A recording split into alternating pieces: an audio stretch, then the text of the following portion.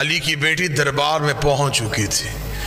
یہ دربار صرف سپاہیوں میں نہیں سی، غیر ملکی سفیر، دوسرے ملکوں کے وفود لوگ دربار میں بیٹھے ہوئے تھے۔ دربار سجا ہوا تھا۔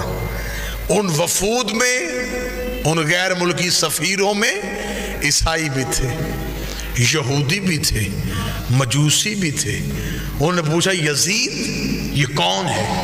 اس نے کہا محمد کی بیٹی۔ اس نے کہا تو نے کیا کیا؟ اس نے کہا میں نے نبی کے بیٹے کو قتل کیا۔ انہوں نے کہا کیوں قتل کیا؟ اس نے کہا اس لیے کہ حسین میرے اختیار کو نہیں مانتا تھا۔ میں بالکل عین تاریخ پڑھ رہا ہوں۔ حسین میرے اختیار کو نہیں مانتا تھا۔ اگر حسین میرے اختیار کو مان لیتا میں کبھی بھی حسین کو قتل نہ کرتا۔ حسین نے میرا اختیار نہیں مانا، اسے چاہیے تھا وہ میری بیعت کر لیتا، اس نے اختیار کو نہیں مانا، میں نے قتل کروا دیا۔ علی کی بیٹی کی کان میں یہ آواز آئی، بی بی 2 قدم آگے بڑھی، آگے بڑھ گئی، یزید تو کہتا ہے ہم نے تیرے اختیار کو نہیں مانا، تیرے دربار میں روشن دانوں سے ہوا کا شور آ رہا ہے، میں تجھ سے بات کرنا چاہتی ہوں، تھوڑی دیر کے لیے ہوا روک۔ جب بی بی نے کہا تھوڑی دیر کے لیے ہوا روک، یزید یہ کہتا علی کی بیٹی میں ہوا کیسے روکوں؟ بی بی دیکھتی کہاں ہے تیرا اختیار؟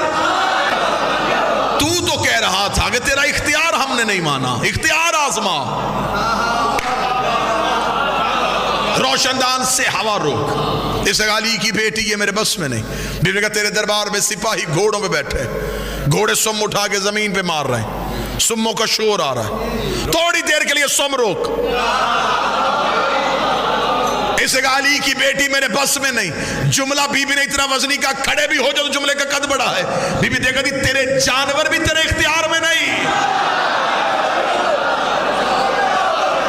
تو انسانوں پہ اختیار کی بات کر رہا ہے، تیرے تو گھوڑے تیرے اختیار میں نہیں۔ یہ کہنے کے بعد بی بی کا تیرے دربار میں اونٹ کھڑے، اونٹ گردنوں کو ہلا رہے ہیں، گلے میں گھنٹیاں ہل رہی ہیں، گھنٹیوں کا شور آ رہا ہے، تھوڑی دیر کے لیے اونٹوں کی گردنیں روک۔ اب غیر ملکی سفیر سن رہے تھے، پورا دربار سن رہا تھا، اور اکیلی علی کی بیٹی بول رہی تھی۔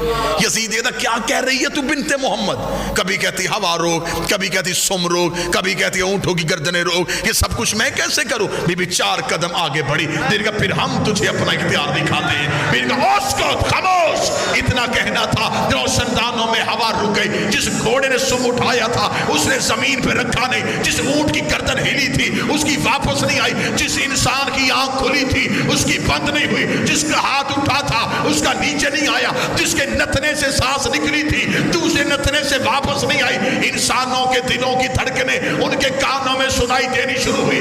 جب پورا دربار پتھر کا ہو گیا، علی کی بیٹی چلتی ہوئی یزید کے تخت کے سامنے آئی، بی بی نے ہاتھ کا اشارہ کیا، یزید کی ناپاک روح اس کے بدن میں واپس آئی۔